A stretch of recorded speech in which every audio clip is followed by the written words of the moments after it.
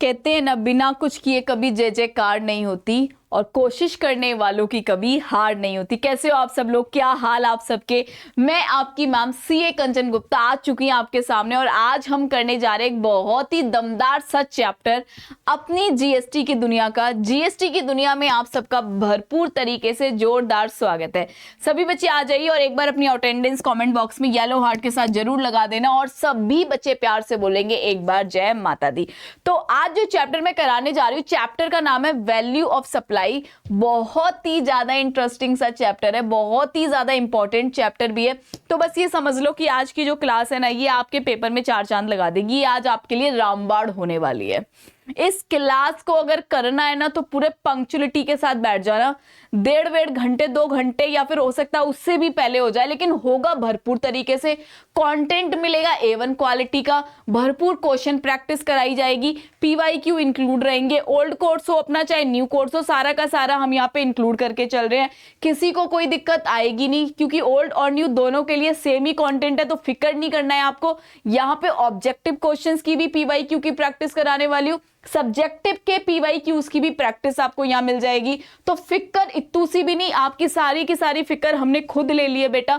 बस पेपर ले लो, अपना पेन ले लो और अपना कैलकुलेटर ले लो और आराम से एक जगह बैठ जाओ 1.5 घंटे के लिए, और उसी में आपका ये चैप्टर आपके कंट्रोल में होगा। सभी बच्चे प्रेम से बोलेंगे वाह वाह। स्टार्ट करें क्या? Yes ma'am. चलो, तो आज हम क्या करेंगे, आज हम करेंगे पूरे के पूरे चैप्टर का काम तमाम।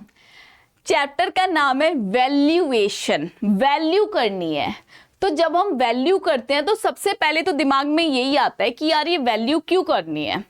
कुछ क्वेश्चंस हैं ये जो मैंने यहाँ पे लिखे हैं, सब मेरे दिमाग की खिचड़ी नहीं है, ये सारे के सारे क्वेश्चंस आपके दिमाग में आते हैं। हम इन क्वेश्चंस का आंसर करेंगे। सबसे पहले यहाँ पे मेरी एक बात सुनो, आप सबने ये तो देखा कि जीएसटी में आप सबको ये तो पता ही है, गुड्स या सर्विस, गुड्स हो चाहे सर्विस हो बेटा, अगर इनमें सप्लाई हो रही है, अगर सप्लाई हो रही है, अगर सप्लाई हो रही है तो जीएसटी लगता है। बट द प्रॉब्लम इसकी जीएसटी हम किस पे लगाएं? जीएसटी किसी ना किसी वैल्यू पे तो लगेगा ना, और जिस वैल्यू पे जीएसटी लगेगा, इस वैल्यू को हम निकालना सीखेंगे इस पर्टिकुलर चैप्टर में। इस चैप्टर के अंदर अपन सिर्फ और सिर्फ एक ही सेक्शन पढ़ने वाले हैं। उस सेक्शन का नंबर है 15। ये टिप्स पे हो जाना चाहिए, ये दिमाग में रख लो। वैल्यूएशन का सिर्फ एक ही सेक्शन है, सेक्शन नंबर 15। तो सेक्शन नंबर 15 प्लस कुछ हमारे पास रूल्स हैं, इनको माइंड में रख के आज के क्लास में हम इस पर्टिकुलर वैल्यू को निकालना सीखेंगे कि अगर हाँ राधा ने सीमा को एसी बेचा है तो एसी की वैल्यू क्या होगी, किस वैल्यू पर जीएसटी लगेगा। अगर मैंने आज के दिन आपको पढ़ाया है तो जो मैं पढ़ाने की आपसे फीस ले रही हूं उसकी फीस की वैल्यू क्या है, किस वैल्यू पे मैं जीएसटी लगाऊंगी। तो यहां पे हम इस चैप्टर में वैल्यू निकालना सीखेंगे और वैल्यू के ऊपर हम जीएसटी लगाएंगे। अब एक बात ध्यान से सुनो, एग्जाम्पल, ये सोनू है बेटा, सोनू सेठ लिख देती हूं, सोनू सेठ। ये ना एसी की दुकान चलाता है, एसी का बहुत बड़ा दुकानदार है, ये एसी का ये दुकानदार है।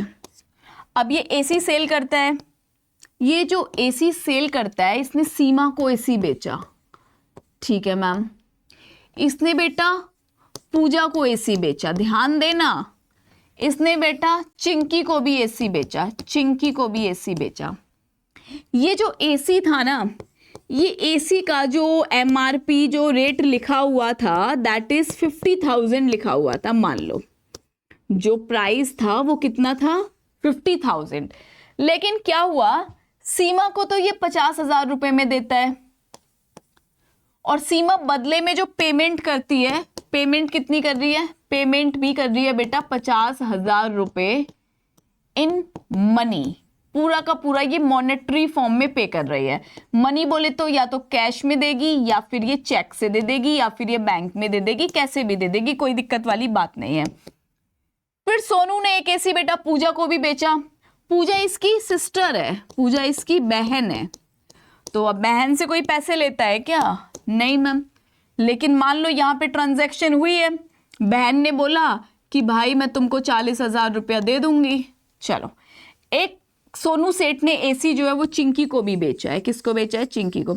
अब चिंकी ने कहा कि मैं 40,000 रुपया तो आपको मनी में दे दूंगी, लेकिन 10,000 रुपया जो है वो मेरे पास नहीं है, मैं आपको अपनी एक वॉच दे दूंगी बदले में। अब यहां पे देखो दिक्कत ये आ रही है कि हमें लगाना है इन तीनों ही केस में जीएसटी, केस 1, केस 2 और case 3। But the problem is कि हम कितनी वैल्यू पे जीएसटी लगाएं, क्योंकि इन तीनों ही केस में वैल्यू निकालने में दिक्कत आएगी। पहले वाले केस में तो हमें चलो क्लियर कट नजर आ रहा है कि 50,000 रुपए की ट्रांजैक्शन हुई है, हम इस पे जीएसटी लगा सकते हैं। पर सेकंड वाले केस में हमें समझ ही नहीं आ रहा है 40,000 पे जीएसटी लगेगा कि 50,000 पे। और थर्ड वाले केस में अगेन हमें डाउट है 40,000 पे जीएसटी लगाए या फिर 40,000 प्लस वॉच पे जीएसटी लगाए या फिर 50,000 पे जीएसटी लगाए। इस तरह की ढेर सारी समस्याएं पैदा हो रही थी, वैल्यू निकाल पाना बहुत टफ पड़ रहा था। इसीलिए लॉ मेकर ने एक सेक्शन बनाया, सेक्शन नंबर 15, और उसी के साथ कुछ रूल्स बना दिए जिसमें आपको वैल्यूएशन करना सिखाया। अब आपको यह बात क्लियर हो जानी चाहिए कि आखिरकार हम वैल्यू क्यों करते हैं, ताकि हम जीएसटी लगा सकें। वैल्यू कैसे निकाली जाती है? वैल्यू निकाली जाती है as per section number 15 plus कुछ रूल्स हैं जो कि आपको इस एक्ट में प्रिस्क्राइब्ड किए गए हैं। इसको यूज करके आप वैल्यू निकालोगे। चलिए, clear? Yes ma'am.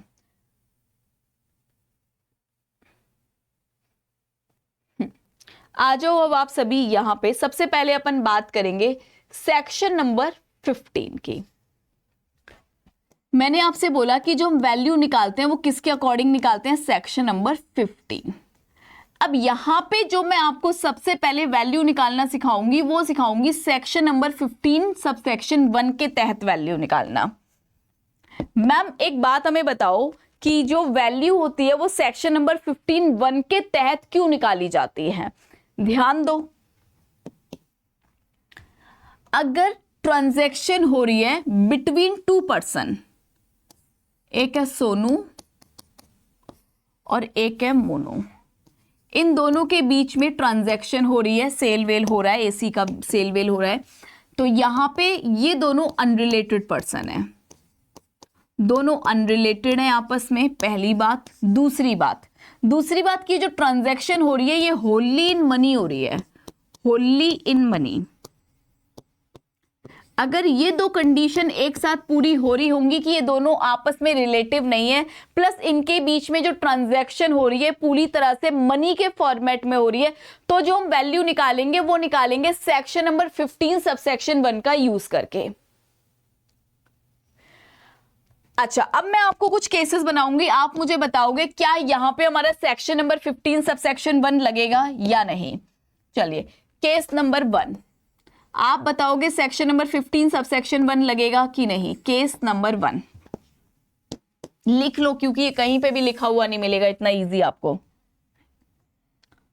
Sonu AC cell कर रहा है बेटा पूजा को, और पूजा जो सोनू को पेमेंट कर रही है 50,000 रुपए पूरा का पूरा मनी के फॉर्मेट में कर रही है। पहला case. Case number 2,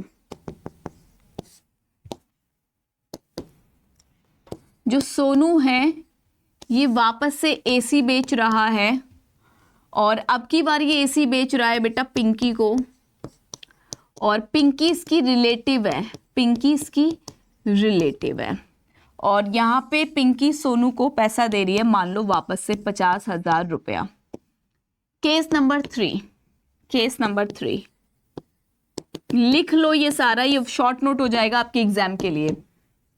Sonu AC cell कर रहा है भावना को, और भावना जो इसको पैसा दे रही है बेटा वो 30,000 दे रही है मनी के टर्म्स में, और बाकी का पैसा ये इन काइंड दे रही है। अब आप मुझे बताओ कौन कौन सी सिचुएशन में सेक्शन नंबर 15 लगेगा। केस 1 में सेक्शन नंबर 15 लगेगा क्या? यस मैम, यहाँ पे सेक्शन 15 सबसेक्शन 1 लगेगा। क्यों? क्योंकि यहाँ पे दोनों ही कंडीशन पूरी हो रही है। दोनों ही कौन है? नॉन रिलेटिव है, प्लस जो कंसिडरेशन है वो कैसा है मैम, जो कंसिडरेशन है वो होली इन मनी है, होली इन मनी है।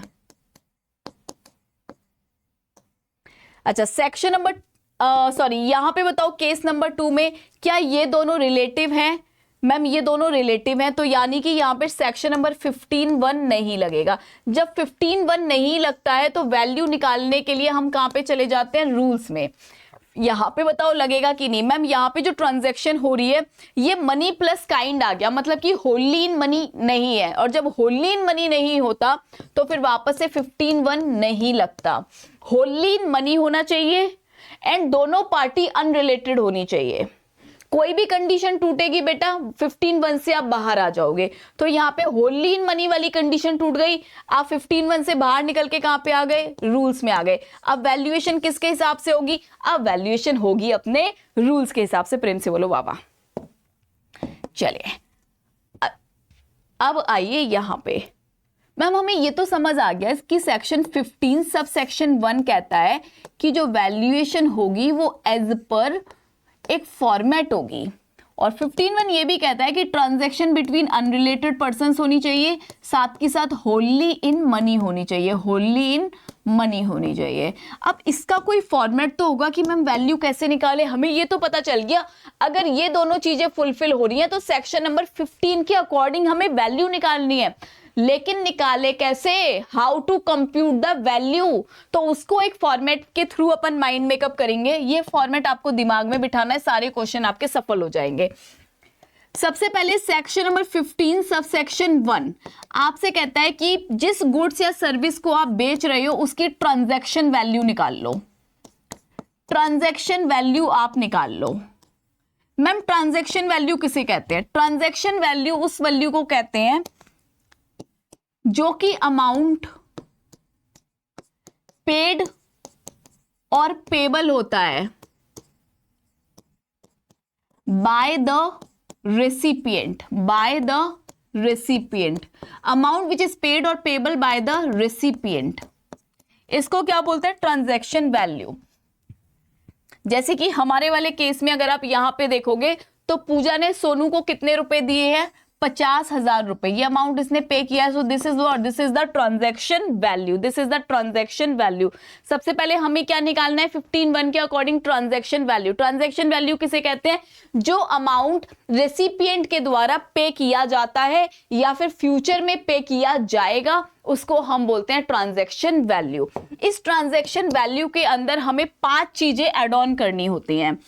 15 सब सेक्शन 2 के तहत इसके अंदर हमें 5 चीजें एड ऑन करनी होती हैं, A B C D E, ये 5 चीजें हमें एड ऑन करनी है। हो सकता है पांचों चीजें हमें क्वेश्चन में गिवन हो, अगर गिवन होंगी तो हम एड ऑन करेंगे। हो सकता है एक आधा चीजें मिसिंग हो, मिसिंग होगी तो हम उन चीजों को छोड़ देंगे, जो जो गिवन होगा उसको एड ऑन कर देंगे।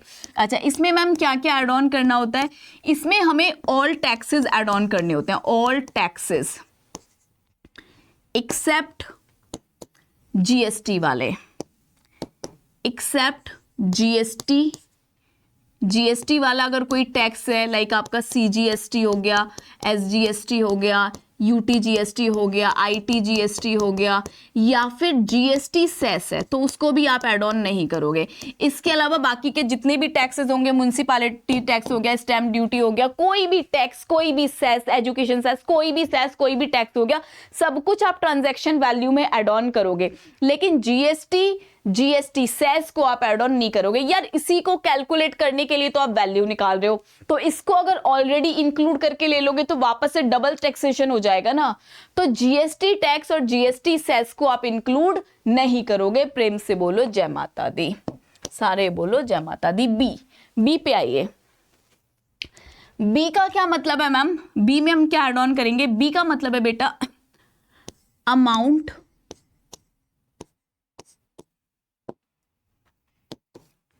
Paid by recipient,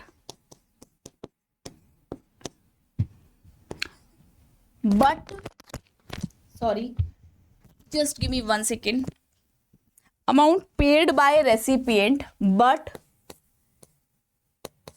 it is the responsibility of the supplier, ये अमाउंट पे कर दिया, कोई एक अमाउंट है जो कि रेसिपिएंट ने पे कर दिया है और उसको पे करने की जिम्मेदारी किसकी थी? सप्लायर की। इस अमाउंट को भी आप क्या करोगे? ऐड ऑन करोगे। मैम कैसा अमाउंट? एक बार एग्जांपल के थ्रू समझा दो। फॉर एन एग्जांपल, ये सप्लायर, ये रेसिपिएंट। सप्लायर ने रेसिपिएंट को फर्नीचर सेल करना है। फर्नीचर में बेटा एसी भी है, सोफा है और एक टीवी है। यहाँ पे एसी है 1 लाख रुपए का, सोफा है 2 लाख रुपए का और जो टीवी है वो कितने का है? 1 लाख रुपए का है। तो टोटल कितने का हो गया? 2, 1, 3 और 1 4 लाख रुपए का। अब क्या हुआ, जो हमारा सप्लायर है ये रेसिपिएंट को बोलता है कि यार एसी मेरे पास नहीं है, मेरा एक फ्रेंड है मिस्टर एक्स, इससे जाके आप एसी ले लो। मिस्टर एक्स आपको एसी दे देगा और 1 लाख रुपए आप किसको दे देना? मिस्टर एक्स को दे देना मेरे बिहाफ पे। ये जो एसी है ये मेरी दुकान से नहीं आएगा आपके पास, ये मेरे दोस्त के थ्रू आपको मिल जाएगा और आप मेरे दोस्त को 1 लाख रुपए दे देना। और अब मुझे एक बात बताओ, जो रेसिपिएंट है वो सप्लायर को कितने रुपए और देगा? ऑब्वियस सी बात है मैम, जब वो 1 लाख रुपए यहां दे चुका है तो 3 लाख रुपए यहां पे देगा। इसका मतलब अगर सप्लायर बिलिंग 3 लाख रुपए की कर देगा, बिलिंग 3 लाख रुपए की कर देगा तो गवर्नमेंट को सिर्फ 3 लाख रुपए पे ही जीएसटी मिलेगा। 1 लाख रुपए के जीएसटी का तो चूना लग गया गवर्नमेंट को। तो गवर्नमेंट बोल रही है कि ऐसा अमाउंट जो कि रेसिपिएंट ने पे कर दिया, रेसिपिएंट ने पे कर दिया हो और जो कि पेमेंट किसको करनी थी? सप्लायर को। ऐसा amount which is paid by the recipient and it is the responsibility of the supplier, that amount we will add in the value of the invoice. क्योंकि जो अग्रीमेंट हुआ था इन दोनों के बीच में वो तो 4 लाख का हुआ था, लेकिन सप्लायर ने 3 लाख रुपए ले लिया और 1 लाख रुपए अपने फ्रेंड को दिलवा दिया। तो इस केस में जो 1 लाख रुपए वो भी क्या होगा? हमारे इनवॉइस में ऐड ऑन हो जाएगा। अच्छा नेक्स्ट देखो, सी केस में कोई अदर एंसिलियरी सर्विस होती है, जैसे कि शिपिंग चार्जेस हो गए, फ्रेट चार्जेस हो गए, पैकिंग चार्जेस हो गए, जो कि सप्लायर ने अगर कोई भी सर्विस दी है रेसिपिएंट को, तो इसके दौरान अगर eight the time of the delivery, eight the time of the delivery, याद रखना eight the time of delivery या फिर बिफोर द डिलीवरी, अगर सप्लायर ने रेसिपिएंट को कोई भी सर्विस दी है, चाहे पैकिंग सर्विस, चाहे फ्रेट सर्विस, चाहे शिपिंग सर्विस, तो जो भी चार्जेस यहाँ पे रेसिपिएंट ने सप्लायर से लिया है वो भी हम इनवॉइस की वैल्यू, वो भी हम ट्रांजैक्शन वैल्यू में ऐड ऑन करेंगे। अच्छा डी हो गया हमारा आईपीएल का। आईपीएल बोले तो interest, penalty and late fees. ये मैं याद कराती हूँ इस तरह से, interest, penalty and late fee. अगर ऐसा कुछ है तो वो भी आप क्या करोगे? ट्रांजैक्शन वैल्यू में ऐड ऑन करोगे। यहाँ पे आती है हमारी सब्सिडीज। ऐसी सब्सिडरी जो कि डायरेक्टली लिंक्ड है बेटा, लिंक्ड है प्राइस से, प्लस ये वो सब्सिडरी होनी चाहिए जो आपको किसी ने भी दी हो एक्सेप्ट सेंट्रल गवर्नमेंट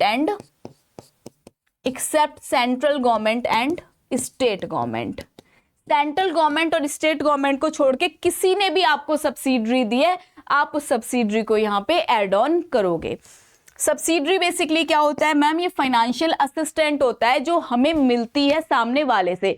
मान लो मैं कोई प्रोडक्ट बना रही हूँ, मैं कोई नमकीन का पैकेट बना रही हूँ 10 रुपए का, मुझे 2 रुपए की इस पे सब्सिडरी मिल गई, तो मैं क्या बोलूंगी? यार ये तो 8 रुपए का ही पड़ा।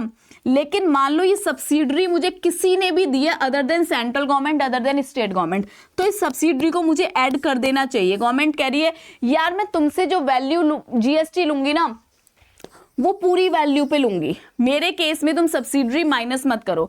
अगर तुमको सब्सिडरी मैंने नहीं दी तो तुमको माइनस करने का कोई अधिकार नहीं है।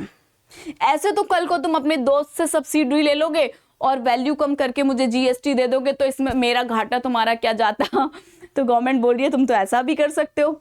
तो गवर्नमेंट ने कहा कि अगर आप किसी से भी सब्सिडी लेते हो अदर देन सेंट्रल गवर्नमेंट और स्टेट गवर्नमेंट, तो वो सब्सिडी आपको ऐड ऑन करनी पड़ेगी ट्रांजैक्शन वैल्यू में। Clear? Yes. So this is the format. अब इसमें हम क्या करेंगे, 15 सबसेक्शन 3 हम यहाँ पे लेस करते हैं, जो कि होता है डिस्काउंट। डिस्काउंट हम यहाँ पे लेस करते हैं। डिस्काउंट के अंदर दो बातें जो हमें याद रखनी है। आओ, एक तो वो डिस्काउंट होता है जो हमें eight the time of supply मिलता है या फिर बिफोर सप्लाई मिल जाता है। जैसे कि मान लो मैं शर्ट खरीद रही हूँ, शर्ट 1000 रुपए की है, तो दुकानदार ने कहा इस पे 200 रुपए का डिस्काउंट चल रहा है, अभी की अभी, पता है अभी की अभी मिल जाएगा। मान लो मैं सब्जी खरीद रही हूँ बिग बाजार से, तो बिग बाजार ने मुझे कहा कि सब्जी पे 10% का डिस्काउंट चल रहा है। मैंने कहा अच्छी बात है, अभी के अभी पता है अभी के अभी मिल जाएगा, तो ऐसे डिस्काउंट को मैं क्या करूंगी, डिडक्ट कर दूंगी अपनी ट्रांजेक्शन वैल्यू में से। अच्छा, एक डिस्काउंट वो होता है जो पता होता है eight the time of agreement, eight the time of agreement, या फिर हम कह सकते हैं eight the time of supply. हमें पता होता है बट वो हमें मिलता है फ्यूचर में। हमें पता है कि हमें मिलेगा, बट हमें ये डिस्काउंट कब मिलेगा, किसी फ्यूचर डेट पे मिलेगा। फ्यूचर डेट पे क्यों मिलेगा, हो सकता है आपको दुकानदार बोल देता है कि अगर आप पूरे साल भर में मेरी दुकान से अगर 30,000 रुपए की शॉपिंग कर लोगे तो मैं आपको 2,000 रुपए का डिस्काउंट दूंगा। तो पूरे साल भर में जब आप 30,000 की शॉपिंग कर लोगे तो बाद में ही तो आपको 2,000 का डिस्काउंट मिलेगा। लेकिन ये बात तो आपको पता थी जिस टाइम आपने सर्विसेज लेना शुरू करी, जिस टाइम आपने गुड्स लेना शुरू किए, पता तो था ना। दुकानदार आपसे बोलता है कि अगर आप इतने नंबर ऑफ गुड्स मेरी दुकान से खरीद लोगे तो मैं आपको इतना डिस्काउंट दूंगा। तो वो टारगेट एक पर्टिकुलर टाइम में आपको पूरा करना होगा। अगर आप पूरा कर दोगे तो आपको डिस्काउंट मिल जाएगा, बट आपको पता पहले से ही होता है। तो इस तरह के जो डिस्काउंट होते हैं इसको भी आप अपनी ट्रांजैक्शन वैल्यू में से डिडक्ट करते हो। अच्छा, इस तरह के डिस्काउंट में याद रखना कि जो सप्लायर होता है वो क्रेडिट नोट इशू करता है, वो क्रेडिट नोट इशू करेगा और उस क्रेडिट नोट के बिहाफ पे जो रेसिपिएंट होता है वो अपने आईटीसी को बेटा रिवर्स कर देता है। इन सब बातों के पीछे लॉजिक होता है, बट यहाँ पे अब हम वापस से बहुत लॉजिक में नहीं जाएंगे क्योंकि ये हमारा वन शॉट है। मैं समझ रही हूँ कि आप ऑलरेडी पढ़ के आए होंगे, तो शॉर्ट नोट भी आएगा तो ये बात आपको लिखनी पड़ेगी। जो पोस्ट डिस्काउंट्स होते हैं अगर वो आपको पहले से पता है और आपको फ्यूचर में किसी डेट पे वो डिस्काउंट मिलेगा तो you can deduct that discount from your transaction value. In such situation जो सप्लायर होगा he will issue the credit note to the recipient and उसके बेसिस पे जो रेसिपिएंट होगा वो अपना आईटीसी रिवर्स करेगा गवर्नमेंट को। Is it clear to everyone? Yes ma'am. चलिए अब आगे देखो। अब एक डिस्काउंट ऐसा भी होता है जो कि पता ही नहीं है हमें कि हमें कभी मिलेगा। अभी कहते हैं ना दिवाली बोनस मिल गया, not known at the time of supply. हमें पहले से पता ही नहीं था कि ये मिलेगा, लेकिन जो दुकानदार था ना बेटा वो बहुत खुश हो गया, अरे वाह मेरा बिजनेस तो इतना बढ़िया चला है, मैं एक काम करता हूँ इस दिवाली अपने सारे पुराने कस्टमर को 500 रुपए का डिस्काउंट दूंगा।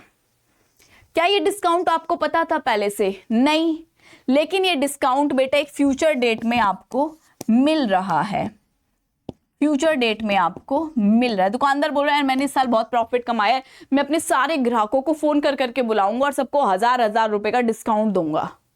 तो ये डिस्काउंट वो डिस्काउंट है जो आपको पहले से पता नहीं था बट आपको मिल गया, तो इसमें आपका फायदा। सरकार कह रही है हम इस डिस्काउंट को ट्रांजैक्शन वैल्यू में से माइनस नहीं करने देंगे, हम अपना घाटा नहीं कराएंगे।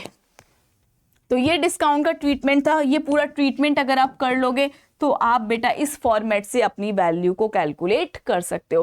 ट्रांजैक्शन वैल्यू में 5 चीजें ऐड ऑन होती हैं, डिस्काउंट माइनस होता है। आइए अब जो मैंने यहाँ पे आपको एज अ समरी लिखवाया है ना, यही चीज यहाँ पे अब आपको फ्लो चार्ट में लिखी हुई मिल जाएगी बहुत ही बढ़िया तरीके से। ये रहा, एक बार रिकॉल कर लो फिर अपन इस पे क्वेश्चन सॉल्व करेंगे। तो वैल्यू ऑफ सप्लाई हम कैसे निकालते हैं? अगर सप्लाई अनरिलेटेड पार्टीज के बीच में हो रही है और होल कंसिडरेशन हमारा मनी के फॉर्म में है तो वैल्यू ऑफ सप्लाई निकालने के लिए हम सबसे पहले ट्रांजैक्शन वैल्यू लेते हैं 15(1) वाली, फिर इसमें 15(2) वाली हम 5 चीज़ों को ऐड ऑन करते हैं एंड 15(3) वाले डिस्काउंट को हम यहाँ से माइनस करते हैं। Clear? So this is the simple format कि 15(1) लिख लो यहाँ पे। 15(1) का हमने क्या लेना है? Transaction value. 15(2) हमने क्या करना है यहाँ पे मैम? ऐड ऑन करना है 5 चीज़ें ABCDE। फिर 15(3) हमारा क्या हो जाएगा मैम? माइनस हो जाएगा। क्या नाम से माइनस होगा? डिस्काउंट के नाम से। दिस इज द बेटा format, this is the format. बना लो, ये बहुत इजी वर्ड्स में पढ़ा रही हूँ और लिख लिख के इसीलिए पढ़ा रही हूँ ताकि तुम्हारी बुद्धि में कुछ घुसे। प्रॉब्लम तो है ना, घुसता नहीं है तब दिक्कत है, और घुसेगा तभी जब कलम चलेगी। टेक्स्ट ऐसा नहीं है कि मैं यहाँ पे वर्ड टू वर्ड बोल दूं और आपके दिमाग में घुस जाएगा, नहीं। टेक्स्ट तो बेटा इतना वाइडर है कि जब तक हम उसकी समरी नहीं लिखेंगे ना, हमें यहाँ पे कुछ पल्ले नहीं पड़ने वाला है। टाइम देना पड़ेगा, टेक्स्ट में टाइम लगता है। चलो अब देख रहे हो, आपको जो चीज मैंने यहाँ पढ़ाई ये लिखी हुई है यहाँ पे कि सबसे पहले हम ट्रांजैक्शन वैल्यू निकालते हैं। ट्रांजैक्शन वैल्यू 15(1) के अकॉर्डिंग निकलती है। अब होमवर्क में मन करे तो ये रीड कर लेना, मन करे तो एक कतई रीड मत करना। उसके बाद हम 5 चीजों को क्या करते हैं? इंक्लूड करते हैं। कौन कौन सी चीजें? टैक्स वाली चीजें। वो अमाउंट जो कि सप्लायर को पे करना था, लेकिन पे किसने कर दिया? रेसिपिएंट ने। और वो सारे खर्चे, मान लो कोई पैकिंग का खर्चा है, कोई फ्रेट का खर्चा है, कोई शिपिंग का खर्चा है, तो ये खर्चे भी क्या होंगे? Add on. फिर हमने क्या पढ़ा? IPL, interest, late fees and penalty, ये भी क्या होगा? Add on. कोई सब्सिडरी है जो कि प्राइस के साथ डायरेक्टली लिंक्ड है, तो ये भी क्या होगी मैम? ये भी एड ऑन होगी, लेकिन सेंट्रल गवर्नमेंट और स्टेट गवर्नमेंट वाली सब्सिडरी नहीं होनी चाहिए। फिर इसके बाद हमने क्या पढ़ा मैम? डिस्काउंट का ट्रीटमेंट। कोई भी डिस्काउंट अगर आपको पहले से पता है तो इस डिस्काउंट को आप माइनस कर सकते हो। अगर कोई ऐसा डिस्काउंट है जो आपको बाद में मिल रहा है लेकिन पता पहले से था, तो उसको भी आप माइनस कर सकते हो। इस केस में जो आपका सप्लायर होगा वो आपको क्रेडिट नोट इशू करेगा, जिसके बिहाफ पे हमारे रेसिपिएंट को अपने इनपुट टैक्स क्रेडिट को रिवर्स करना पड़ेगा। चलिए, क्लियर? यस। आइए, अब एक क्वेश्चन है आपके सामने, ये क्वेश्चन हमारे सभी बच्चे सॉल्व करेंगे। This is the question. यहां पे इस क्वेश्चन में 15(1) के तहत हमको वैल्यू निकालनी है। पढ़ो क्वेश्चन को ध्यान से।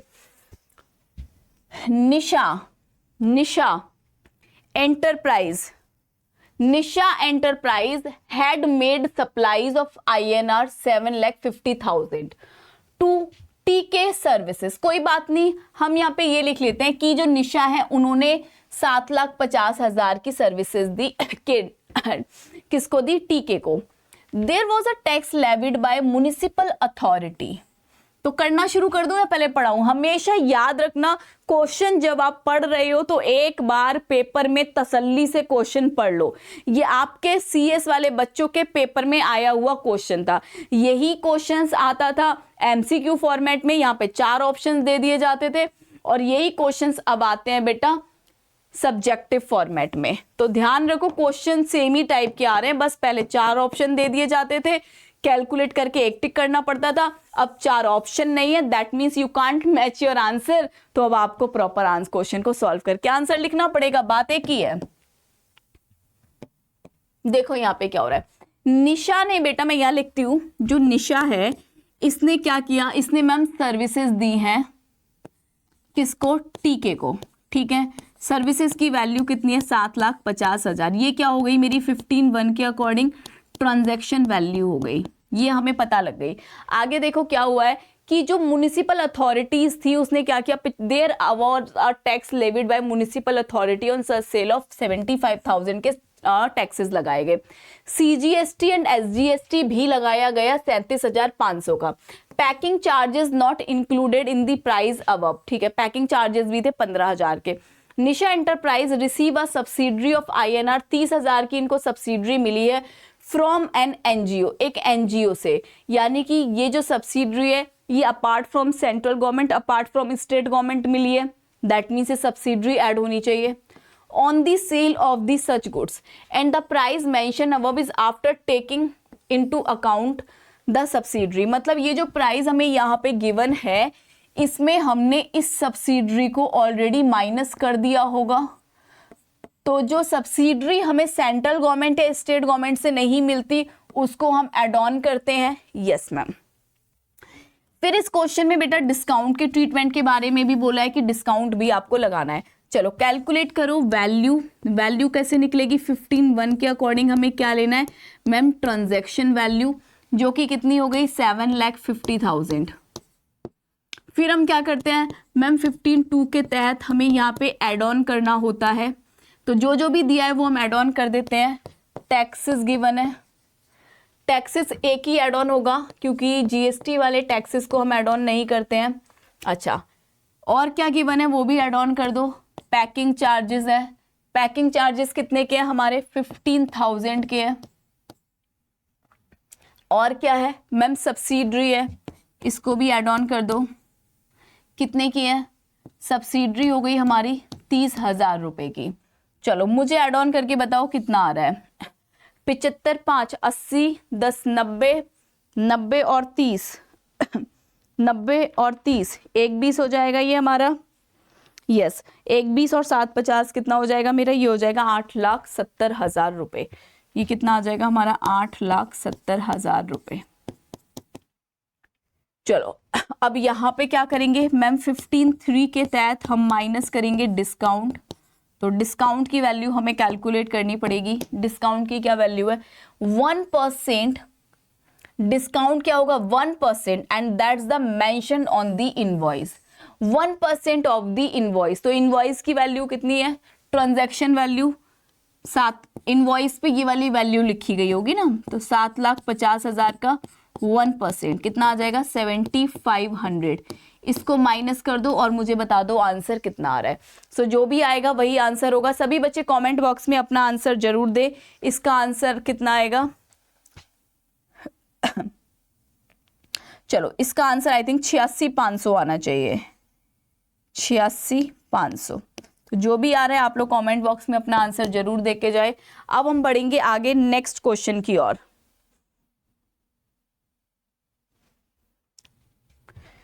86,500 नहीं आएगा ये, सॉरी 86,500 नहीं आएगा। माइनस कर लो यहाँ पे आप लोग 7,500, कैलकुलेटर से माइनस कर लेना। 7,500, एक सेकेंड मैं यहाँ पे लिख देती हूँ। इसका आंसर आना चाहिए 86,250। इसको अब आप कैलकुलेट कर लेना। चलो अपन आगे बढ़े। Yes ma'am.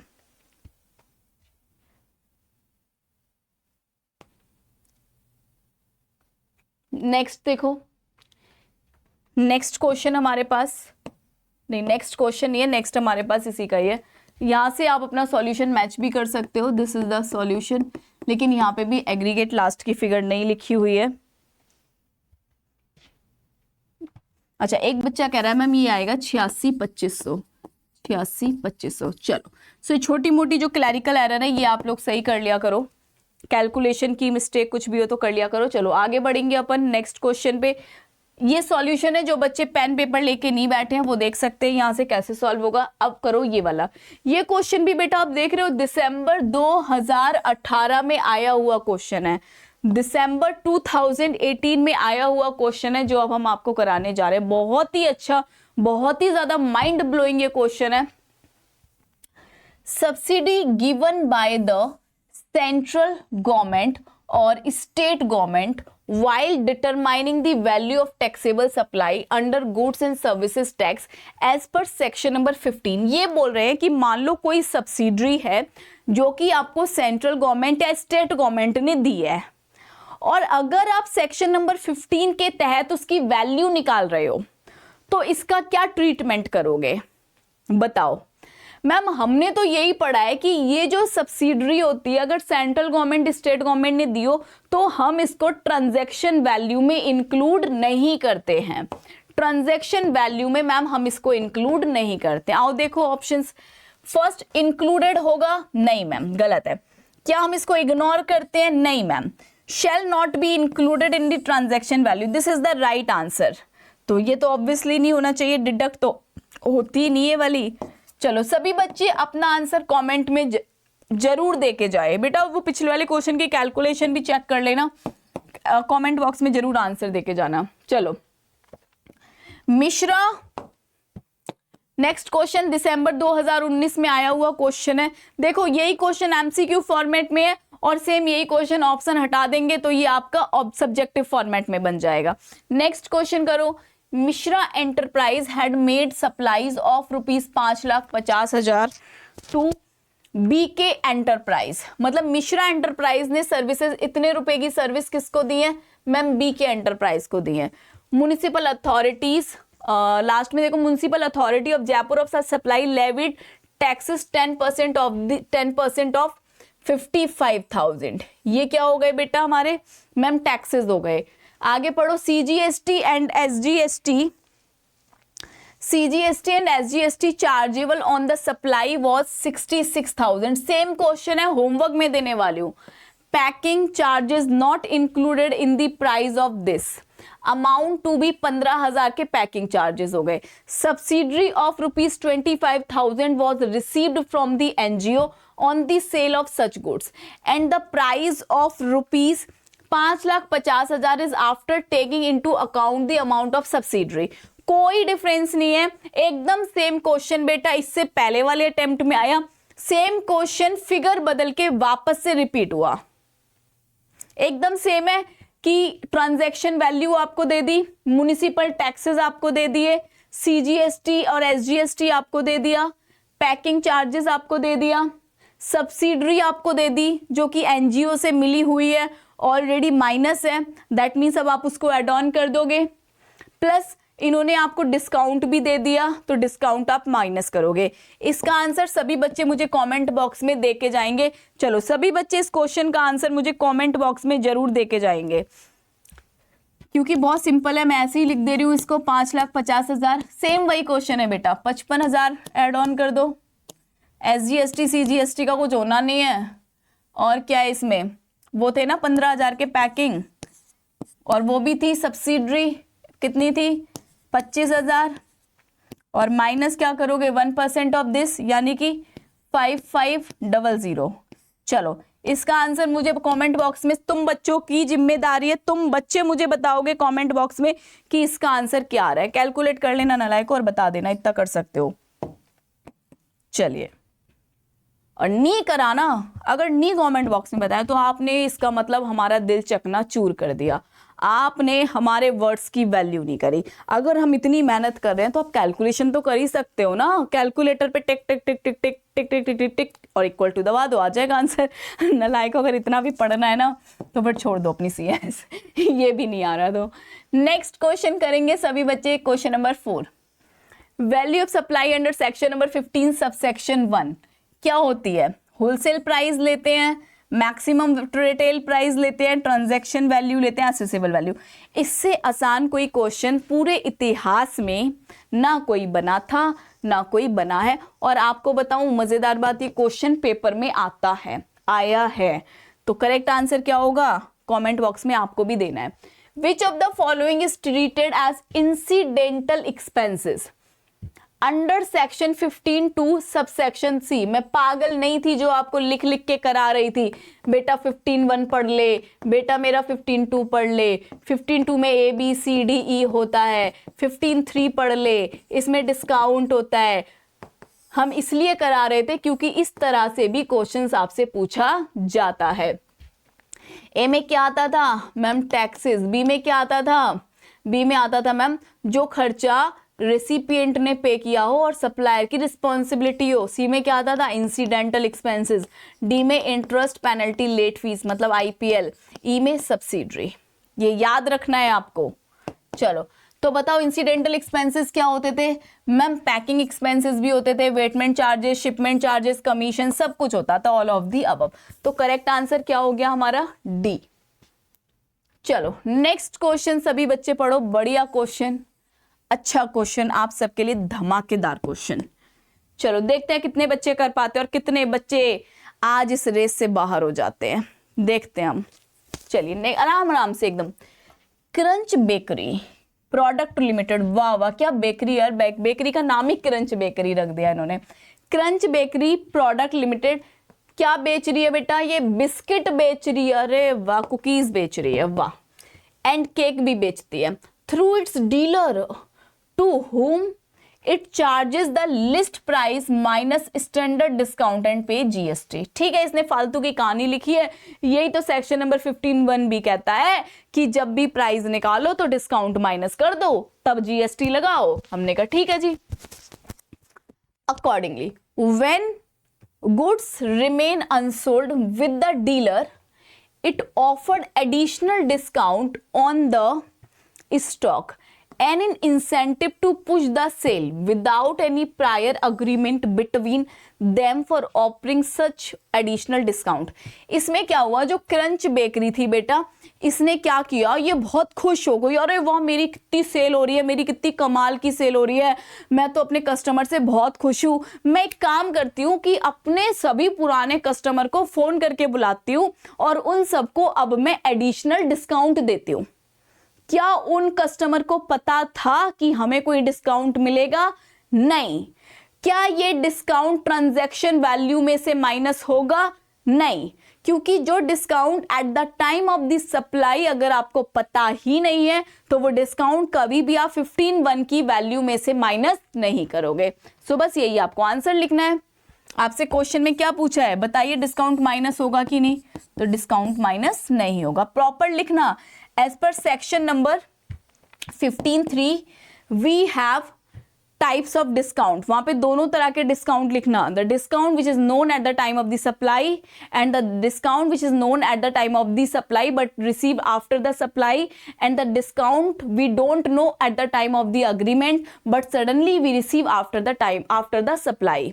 सो ये 3 टाइप के डिस्काउंट होते हैं, इनके अग्रीमेंट्स के टाइम पे आपको ध्यान देना है और फिर आपको बताना है कि कब 15(1) में डिडक्शन मिलेगी, कब नहीं मिलेगी। सो प्रॉपर लिख के लास्ट में लिख देना, नहीं हमें इस केस में डिडक्शन नहीं मिलेगी। नेक्स्ट क्वेश्चन सभी बच्चे पढ़ो।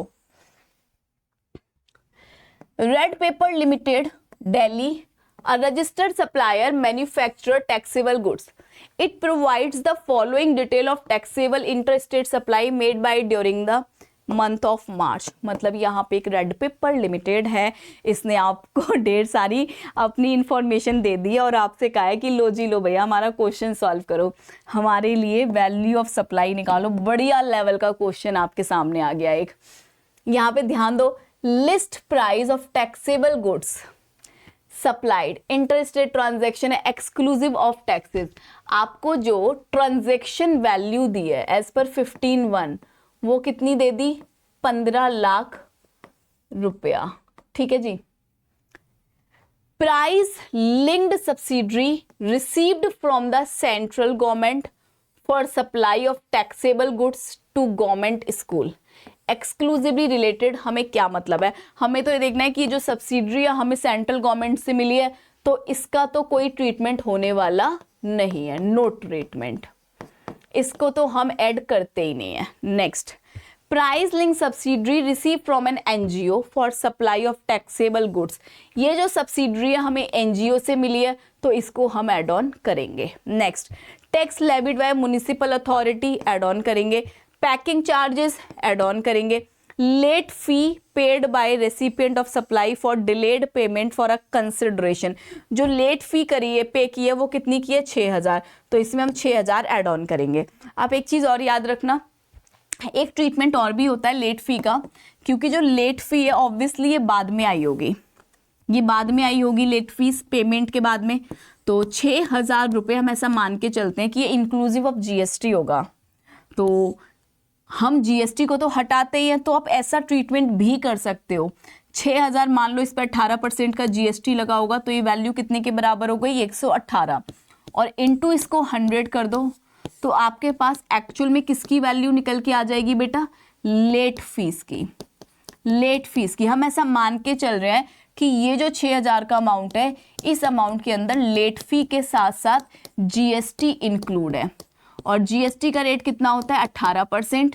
तो हमने इसको 118 से डिवाइड करके इनटू 100 कर दिया, तो हमारे पास ये किसका अमाउंट निकल के आ जाएगा, लेट फीस का।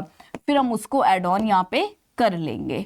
तो ये अमाउंट आप मुझे कैलकुलेट करके बता दो कितना आएगा। चलिए नेक्स्ट पढ़ो सभी बच्चे। नेक्स्ट पढ़ो। The list price of the goods is net of to subsidiary received. कोई दिक्कत नहीं है, जो हमें प्राइस गिवन है उसमें से सब्सिडरी माइनस की है, कोई दिक्कत नहीं है, अच्छी बात है। माइनस है तभी तो हम इसमें एनजीओ वाली एड ऑन करेंगे। However the other charges taxes fees are charge to the customer over and of the list price. Calculate the total value of taxable supply made by red paper limited during the month of March. Rate of IGST दिया। देखो यहाँ पे rate of IGST देने का क्या मतलब है, सिर्फ एक ही मतलब है कि हम उसको यहाँ पे यूज कर पाए। अगर ये आप नहीं भी यूज करोगे तो हो सकता है आपका एक आधा मार्क्स कट जाए, क्योंकि बेस्ट ट्रीटमेंट यही होता है जो मैंने आपको बताया। लेकिन स्टिल कोई बच्चा यहाँ पे डायरेक्ट 6,000 रुपए लिख के आ जाता है और अपना एक नोट लगा देता है कि आई एम अज्यूमिंग कि this amount is exclusive of the taxes, इसमें कोई भी टैक्स इंक्लूड नहीं है, तो फिर वो 6,000 भी एड ऑन कर सकता है। ये कैलकुलेशन आपने करी, कितना आ रहा होगा 5085। चलिए सो अब यहाँ पे कैलकुलेट कर दो। इसमें हम क्या करेंगे, प्लस करेंगे 50,000, प्लस करेंगे 20,000, प्लस करेंगे 15,000, प्लस करेंगे 5085, बस। और तो कुछ नहीं है ना। डिस्काउंट है क्या इस क्वेश्चन में, देखना। आई थिंक इस क्वेश्चन में डिस्काउंट नहीं है। सो यहाँ पे जो भी आएगा वो आपका क्या होगा, वो होगा आपका आंसर। जिस बच्चे के पास कैलकुलेटर हो वो बच्चा मुझे कैलकुलेट करके अभी के अभी बता दो, तो मैं यहाँ पे अभी के अभी उस फिगर को लिख दूंगी। आपकी भी मौजा ही मौजा, हमारी भी मौजा ही मौजा। कैलकुलेटर है तो बता दो। चलो नहीं है तो हम लिख दे रहे हैं अपने पास से, हमने कैलकुलेट कर लिया। चलो बढ़ू आगे। यस मैम, बच्चा कह रहा है मैम 15,90,085 आएगा। लो जी ये लिख दिया। आप जो कहोगे वही लिखेंगे, आपसे बढ़कर थोड़ी ना है हम, और हमसे, हमारे लिए आपसे बढ़ के कोई है ही नहीं ना। चलो तो ये रहा, यहाँ पे भी देख लो आंसर मिल ही जाएगा आपको। फिगर कैलकुलेशन 15,90,085 सही है, सही लिखवाया आपने। आ जाइए नेक्स्ट। अब हम यहां से थोड़ा सा आगे बढ़ रहे हैं। अभी तक हमने 15(1) की सारी कैलकुलेशन कर ली। सॉरी, अरे पता है एकदम से यहाँ पे कुछ हो गया। I am sorry. पता है क्या होता है, जब ये क्लास रिकॉर्ड होती है ना, कभी कभी इतना सन्नाटा होता है, मैं आपको सीरियसली बता रही हूँ, इतना सन्नाटा होता है कभी कभी तो इस सन्नाटे में हम भी डर जाते हैं। आप कभी देखो स्टूडियो का माहौल, यहाँ कोई नहीं होता, सामने बस एक कैमरा होता है और नीचे 2-3 सिस्टम रखे होते हैं, चारों ओर लाइट होती है, पूरा साउंड प्रूफ रूम होता है, बस एक बोर्ड होता है और आप होते हो। सम टाइम तो इसमें आप ही की शेडो आपको दिखने लग जाएगी और आप डर जाओगे, जैसा अभी हमारे साथ हो गया। चलिए तो कुछ ना कुछ घटना कभी कभी घटित हो जाती है। चलिए आइए, यहाँ पे अगर आप ध्यान दोगे तो हमने क्या किया, पूरी तरह से अपना 15(1), 15(2) और 15(3) से वैल्यू निकालना सीख लिया। वैल्यू निकालना अपन ने बढ़िया तरीके से सीख लिया। अब मैंने क्या बोला था, ये हमारा सेक्शन कब लगता है, जब दो पार्टी आपस में नॉन रिलेटिव होती हैं, प्लस जो कंसिडरेशन होता है वो पूरा का पूरा हमारा मनी की फॉर्म में होता है, होली इन मनी। पूरा का पूरा कैसे होता है, पूरा का पूरा हमारा मनी की फॉर्म में होता है। अगर मान लो हमारी पार्टीज जो है वो रिलेटेड पार्टीज हैं, या फिर जो कंसिडरेशन है वो नॉन मॉनेटरी है, होली या पार्सली, तो उस केस में हमारे पास क्या आ जाएंगे, रूल्स आ जाएंगे। कुछ स्पेशल केसेस और होते हैं कि अगर मान लो एयर ट्रैवल एजेंट है तो फिर आप कैसे कैलकुलेशन करोगे। ओल्ड गुड्स का सेल हो रहा है, मतलब जो आपके ओल्ड गुड्स होते हैं, सेकेंड हैंड गुड्स होते हैं, उनकी अगर सप्लाई हो रही है तो उस केस में वैल्यू कैसे निकलेगी। एयर ट्रैवल एजेंट के केस में कैसे वैल्यू निकालोगे, लॉटरी के केस में कैसे वैल्यू निकालोगे। कुछ हमारे पास स्पेशल केसेस भी होते हैं, तो उन सब केसेस में जो हम वैल्यू निकालते हैं वो वैल्यू कैसे निकाली जाती है, as per rule.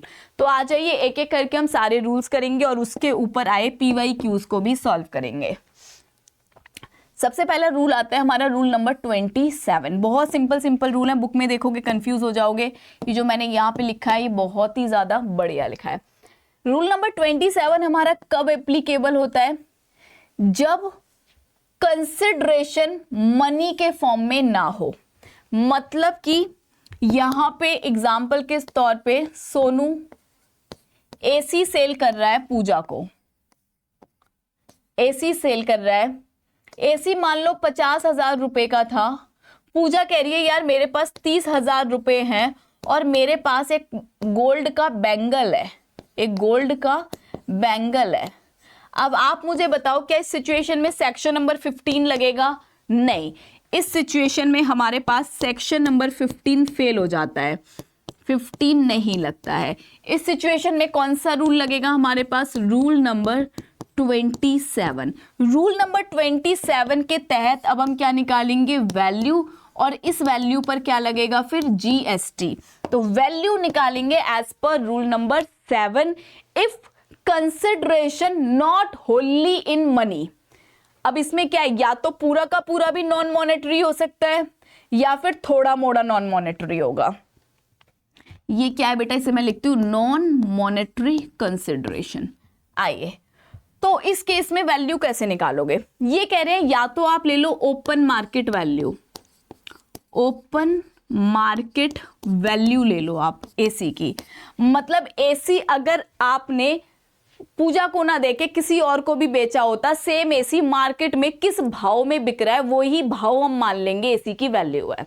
Open market value ले लो। मान लो अगर ओपन मार्केट वैल्यू आपको नहीं पता, क्लॉज ए से ओपन मार्केट वैल्यू आपको पता नहीं लगी, तो अब लॉ मेकर कह रहे काम करो, मनी ले लो प्लस मनी की वैल्यू ले लो।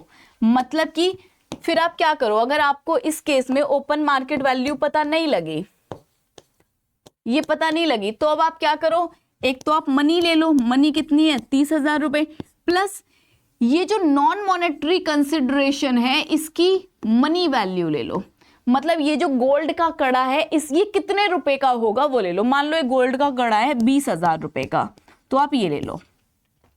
लेकिन मान लो अगर आपको ये भी नहीं पता लगा, मतलब क्लॉज ए भी नहीं पता लगा, क्लॉज बी से भी आप वैल्यू नहीं निकाल पाए, तो अब क्या करें? फिर इन्होंने कहा कि आप एक काम करो, value of like kind and quality ले लो। मतलब कि अगर ये गोल्ड का कड़ा, इसी के जैसा गोल्ड का कड़ा अगर मार्केट में सेल हो रहा होता, इतनी क्वांटिटी में सेल हो रहा होता, तो उसकी वैल्यू क्या होती? मतलब सेम सप्लाई की वैल्यू नहीं मिल रही ना, तो इसके जैसा कोई और कड़ा मार्केट में बेचा जा रहा हो तो उसकी वैल्यू ले लो। तो यहाँ पे value of like kind and quality ले लो। मतलब ये जो यहाँ पे जो वैल्यू आप एसी की निकाल रहे हो, अगर ए और बी नहीं लगेगा तो सी लगाओ, और जब सी भी नहीं लगा तो अब रूल नंबर 30 और 31 आपको लगाना पड़ेगा। 30 क्या कहता है? रूल नंबर 30 कहता है कि सिंपल सी बात है, 110% ऑफ कॉस्ट ऑफ प्रोडक्शन ले लो। मतलब ये एसी कितने में बना था? मान लो ये एसी 40,000 रुपए का बना था, तो आप क्या करो, 40,000 का 110% कर दो, और यही हमारा क्या हो जाएगा? यही हमारा मान लिया जाएगा वैल्यू ऑफ द एसी।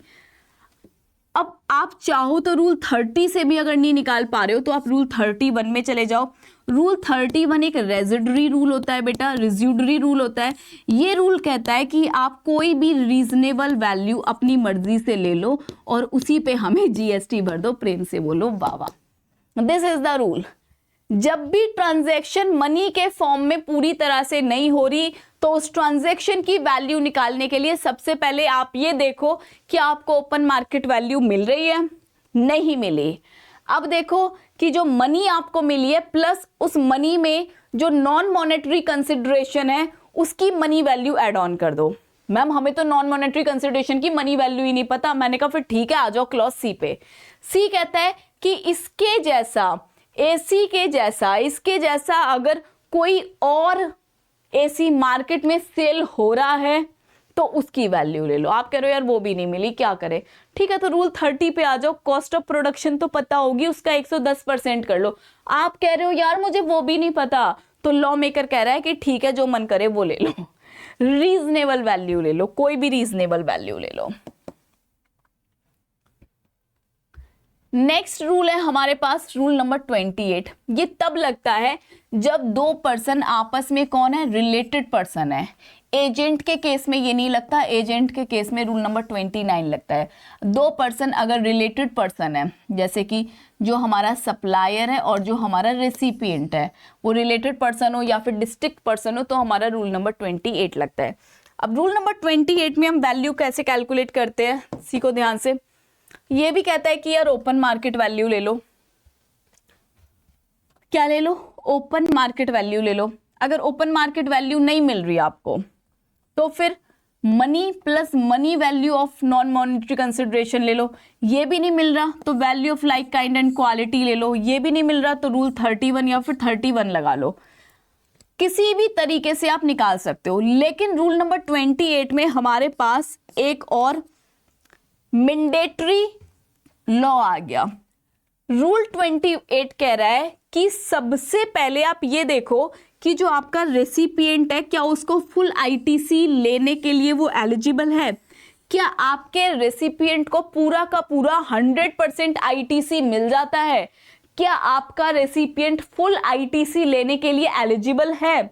अगर आपका रेसिपिएंट फुल आईटीसी लेने के लिए एलिजिबल है तो जो भी वैल्यू आप इनवॉइस पे लिखना चाहते हो उसी को हम ओपन मार्केट वैल्यू मान लेंगे। और ये मैंडेटरी है, हम ऐसा डीम्ड कर लेंगे। हम इधर उधर आपसे हाथ पैर मारने को नहीं बोलेंगे, इधर उधर आपको कहीं भी दिमाग नहीं लगाना है।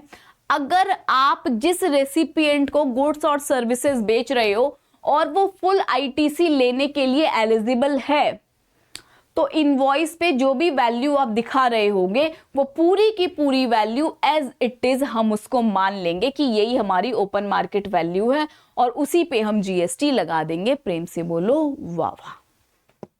यस मैम, इतना तो कर ही सकते हैं ना। अच्छा, उसके बाद इन्होंने एक ऑप्शन और दिया। एक ऑप्शन इन्होंने और दिया। क्या ऑप्शन दिया, ध्यान से देखो। थोड़ा सा मैं स्लाइड ऊपर करती हूँ यहाँ पे। इन्होंने एक ऑप्शन और दिया और ये ऑप्शन इन्होंने किसको दिया, ये ऑप्शन दिया बेटा इन्होंने यहाँ पे सप्लायर को। एक ऑप्शन इन्होंने सप्लायर को और दिया। इन्होंने सप्लायर से कहा कि क्या आपका रेसिपिएंट एसी की फर्दर सप्लाई करेगा। मतलब सोनू ने एसी चिंकी को बेचा, क्या चिंकी उस एसी को किसी और को बेचेगी। और जिसको बेचेगी वो चिंकी का रिलेटिव नहीं होना चाहिए। तो चिंकी जितने रुपए में एसी को बेचती है नॉन रिलेटिव को, उसका 90% ले लो। सो उसी को हम क्या मान लेंगे, अपना value as per section number 15 for the calculation of the GST. मतलब मैम एक बार और समझा दो इस चीज को। आओ इस चीज को हम एक बार और समझेंगे। हाँ अभी ये सही हो गया, ठीक है। ये सोनू ने एसी किसको बेचा था, मैम चिंकी को, और ये दोनों आपस में रिलेटिव थे। तो एसी कितने का बेचा था, हमें यहाँ पे इस चीज पे दिमाग नहीं लगाना। मान लो 30,000 का ही बेचा हो, लेकिन हमें तो ये वैल्यू लेनी ही नहीं है ना, ये वैल्यू तो खराब हो गई। इन्होंने वैल्यू निकालने का तरीका बताया। इन्होंने कहा यहाँ पे सोनू के पास ऑप्शन दे देते हैं कि चिंकी को से पूछो क्या चिंकी ने इस एसी को किसी और को बेचा है, किसी नॉन रिलेटिव को बेचा है। हाँ चिंकी ने ये एसी रजत को बेचा था, रजत इसका रिलेटिव नहीं था। तो चिंकी ने मान लो ये एसी 50,000 का बेचा है। तो लॉ मेकर ने कहा कि इसका 90% जो होगा उसी को हम अपनी वैल्यू मान सकते हैं अगर सप्लायर चाहे तो। This is the option to the supplier कि आप रेसिपिएंट के द्वारा जो रीसेल किया जा रहा है उसका 90% भी ले सकते हो अगर लेना चाहो तो। अगर नहीं लेना चाह रहे हो तो फिर आप इसके थ्रू कुछ नहीं मिल रहा तो इसके थ्रू ओपन मार्केट वैल्यू निकाल लो। रूल नंबर 29 हमारा जो है वो लगता है प्रिंसिपल एंड एजेंट के बीच में। किस किस के बीच में लगता है, प्रिंसिपल एंड एजेंट के बीच में। जब ट्रांजैक्शन प्रिंसिपल एंड एजेंट के बीच में हो रही हो तो यहाँ पे सिंपल से आपको ओपन मार्केट वैल्यू लेनी है। अगर ओपन मार्केट वैल्यू अवेलेबल नहीं है तो रूल 30 और 31 लगेगा। 30 याद रखना, इसमें हम 110% ऑफ द कॉस्ट लेते हैं और 31 हमारा रेजिडुअरी होता है, इसमें हम कोई भी रीजनेबल वैल्यू ले सकते हैं। अच्छा यहाँ पे भी एक ऑप्शन आया। ऑप्शन यहाँ पे क्या है, सप्लायर के पास वापस से एक ऑप्शन आया कि अगर जो आपका रेसिपिएंट है वो वापस से फर्दर सप्लाई कर रहा है टू द नॉन रिलेटिव, तो आप 90% ऑफ द रीसेल वैल्यू भी ले सकते हो। ये लेना चाहते हो तो ये ले लो, ये नहीं ले रहे हो तो इन दोनों पॉइंट्स में से किसी भी पॉइंट को यूज करके आप वैल्यू निकालो, लेकिन पहले आपको ओपन मार्केट वैल्यू लेनी पड़ेगी। वो नहीं अगर आप निकाल पा रहे हो तभी आप रूल 30 और 31 में जा सकते हो। रूल 30 हम ऑलरेडी सीख चुके हैं। रूल 30 कॉस्ट बेस्ड होता है। इसमें हम क्या करते हैं, अगर आप प्रोडक्शन कर रहे हो तो 110% ले लो, मैन्युफैक्चरिंग कर रहे हो तो मैन्युफैक्चरिंग कॉस्ट का 110%, अगर आप गुड्स को एक्वायर कर रहे हो तो उसका 110%, अगर आप सर्विसेज को प्रोवाइड कर रहे हो तो उसका 110%। 31 रेजिडुअल होता है, इसमें हम कोई सी भी रीजनेबल वैल्यू ले सकते हैं। आ जाओ, अब जो हमने पढ़े अभी रूल्स, उससे रिलेटेड हम कुछ क्वेश्चंस करेंगे। चलो, सबसे पहला क्वेश्चन हमारे पास में आ रहा है, what will be the value of goods if consideration paid is not wholly in the money.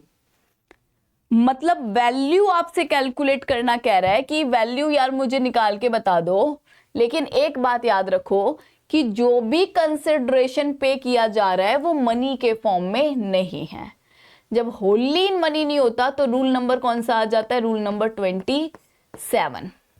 And open market value of such goods are also known.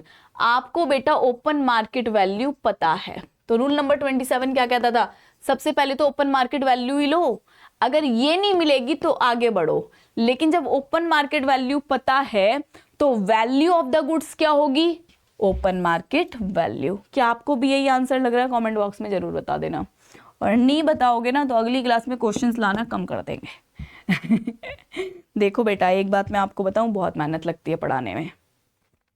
जो हम यहाँ पे रिकॉर्डेड क्लास में आपको पढ़ाते हैं ना, मतलब आप सामने नहीं होते, स्टिल हम आपको पढ़ा रहे हैं, फिर हम आपको क्लास दे रहे हैं।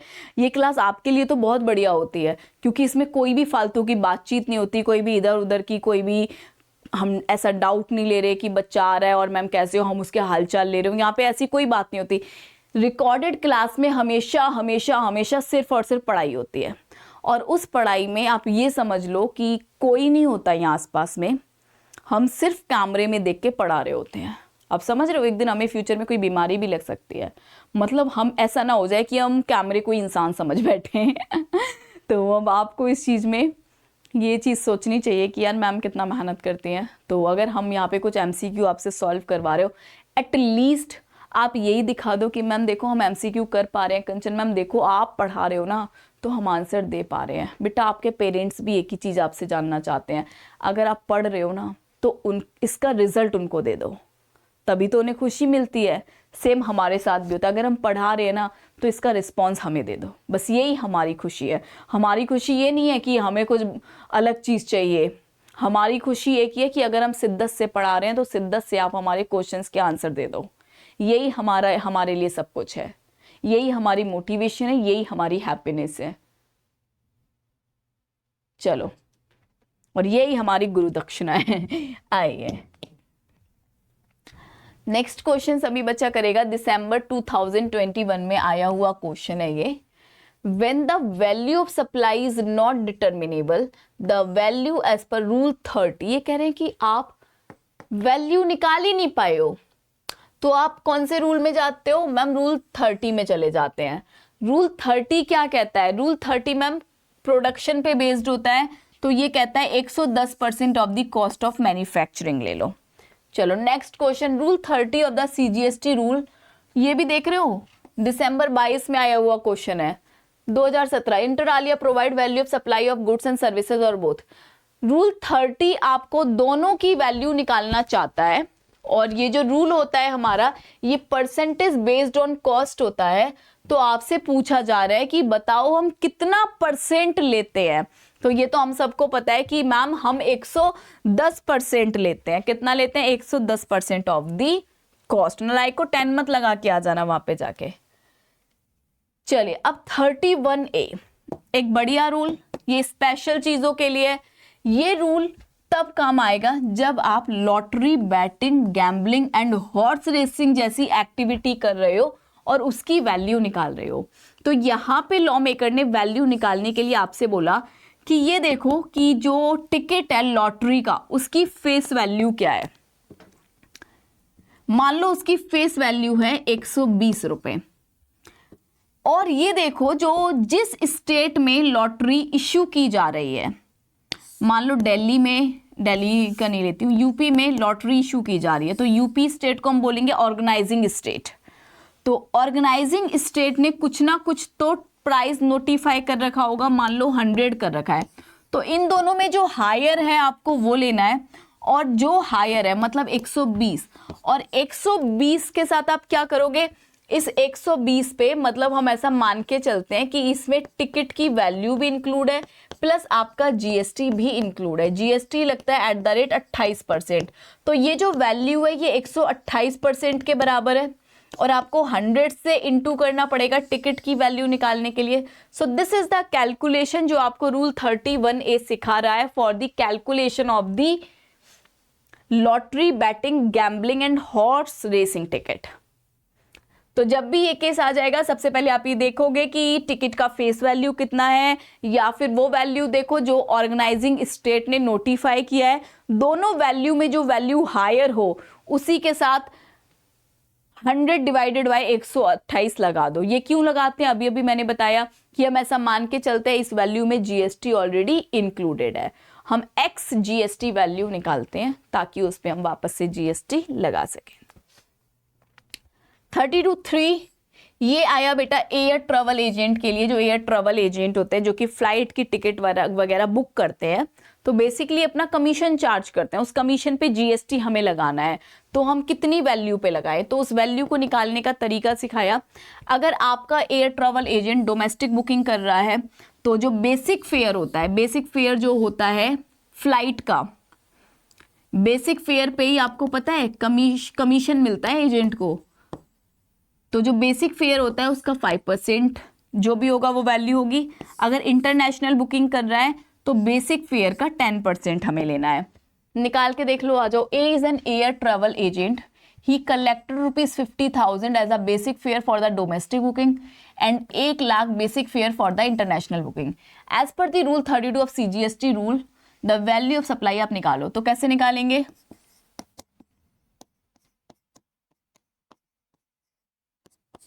आंसर सब बच्चे मुझे दे देना कमेंट में। ये क्वेश्चन भी देख लो, दिसंबर 2022 में आया है। ये कैसे होता है मैम, डोमेस्टिक में 5% ऑफ बेसिक फेयर लेते हैं। तो बेसिक फेयर डोमेस्टिक का कितना हो गया, 50,000। सो ये कितना आ जाएगा ये आ जाएगा 2500।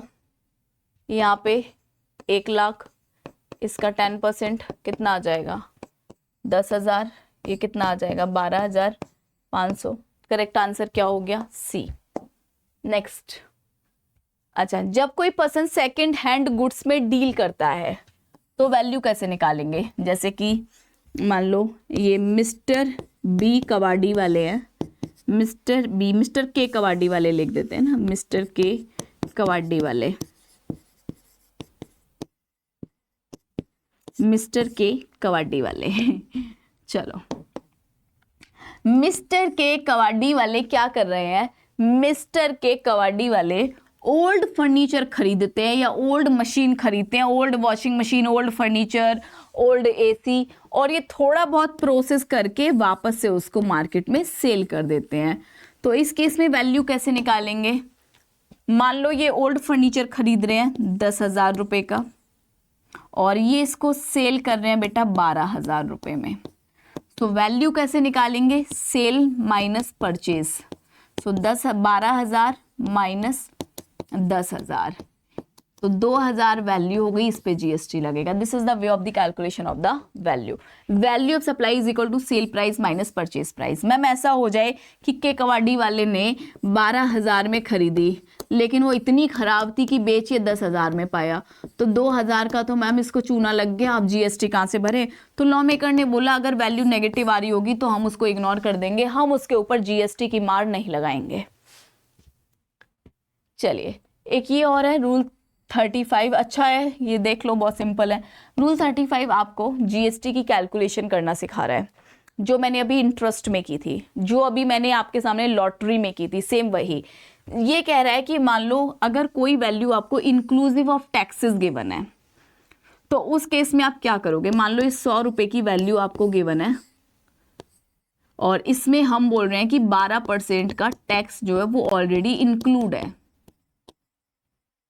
इसका मतलब आपको वो वैल्यू निकालनी है बिफोर टैक्स। ये जो 100 रुपीज है, this is the after tax. After tax मतलब कि टैक्स अमाउंट इसमें क्या है बेटा, इंक्लूडेड। आपको कौन सी वैल्यू निकालनी है, बिफोर टैक्स। तो बिफोर टैक्स वैल्यू कैसे निकालोगे।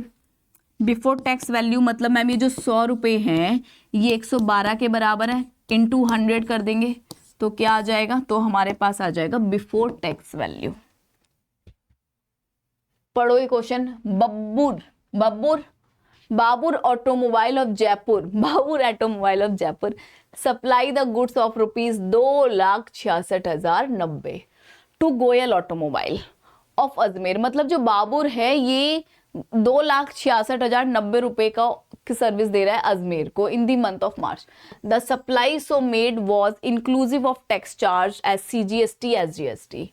ये कह रहे हैं कि ये जो सर्विस है 2,66,909 की, ये इंक्लूसिव ऑफ टैक्सेस है, ठीक है जी। और जो रेट है हमारे पास वो कितना है, 18% है। The value of supply as per the rule, आपसे बोला है कि as per the rule 35 value निकालो। तो ये जो वैल्यू है बेटा ये 118% के बराबर है। इसको 100 से इंटू करोगे तो वैल्यू निकल के आ जाएगी। और इसको सॉल्व करो, आई थिंक इसका आंसर डी आना चाहिए एज पर मी। तो जो भी आंसर आएगा कमेंट बॉक्स में सभी बच्चे इसका आंसर मुझे देके जरूर जाएंगे। आई थिंक तो डी आना चाहिए जब आप इसको सॉल्व करोगे। आप मुझे कमेंट बॉक्स में इसका आंसर जरूर देके जाना। चलिए आज हमने पूरा का पूरा वैल्यूएशन अपना खत्म कर लिया। एक बार लास्ट में 2 मिनट समरी कराऊंगी। ध्यान रखना बेटा, हम 15(1), 15(2) एंड 15(3) एक साथ लगाते हैं। कब लगता है हमारा, जब हमारी ट्रांजैक्शन नॉन रिलेटेड के साथ हो रही हो एंड जो कंसिडरेशन हो वो पूरा का पूरा मनी की फॉर्म में हो। अगर ऐसा होता है तो ठीक है, अगर ऐसा नहीं होता है तो हम रूल्स पे चले जाते हैं। रूल नंबर 27, 28, 29 ये हमारा कब लगता है, जब ट्रांजैक्शन हमारी मनी के फॉर्म में नहीं है। 28 लगता है हमारा रिलेटेड पार्टी के केस में, 29 लगता है हमारा एजेंट के केस में। और इन्हीं के साथ हमारे 2 रूल्स और जुड़ जाते हैं, 30 एंड 31। ये दोनों यहाँ पे जगह जगह अप्लाई होते रहते हैं। 31 110% ऑफ कॉस्ट की बात करता है और ये कहता है कि आप कोई भी रीजनेबल वैल्यू अपने हिसाब से ले सकते हो। फिर हमने बेटा एयर ट्रैवल एजेंट का केस पढ़ा और इनके रूल्स नहीं भी याद रखोगे तो चलेगा। और इसके बाद हमने एयर ट्रैवल एजेंट के बाद और सेकंड हैंड गुड्स का केस पढ़ा, जो इम्पॉर्टेंट है वो मैं यहाँ लिख रही हूँ। और फिर हमने रूल 35 पढ़ा जिसमें हमने एक्सक्लूसिव वैल्यू निकालना सीखा। तो इसी के साथ आज हमने पूरा का पूरा चैप्टर अपना बहुत ही अच्छी तरीके से ख़त्म कर दिया और बहुत ही हमने कम टाइम लगाया, लगभग हमारा आई थिंक 1-1.25 घंटा लगा होगा। और जिसमें हमने PYQ भी कर लिया, कोई भी क्वेश्चन हमने छोड़ा नहीं, ऑलमोस्ट हमने कॉन्सेप्ट बेस सारे कवर करने की कोशिश करी। जो रिपीटेटिव क्वेश्चंस थे वो हम नहीं लेके आए। मैं आपसे एक ही चीज़ बोलूँगी बेटा, देखो पढ़ाना हमारे हाथ में, लेकिन अल्टीमेटली पढ़ना आप ही के हाथ में है। हम यहाँ पे कितना भी पढ़ा दे, कितना भी दम अपना लगा देना, लेकिन तब तक कुछ नहीं होना जब तक आप अपना पेन निकाल के पेपर पे ना लिखने लग जाओ। पेपर आपके हैं बेटा, कुछ भी हो आपको ही अल्टीमेट मेहनत करनी पड़ेगी। एक टीचर एक जरिया है, जैसे माँ बाप का हाथ आपके सर पे है ना, बस ये समझ लो वैसे ही एक टीचर का हाथ आपके सर पे है।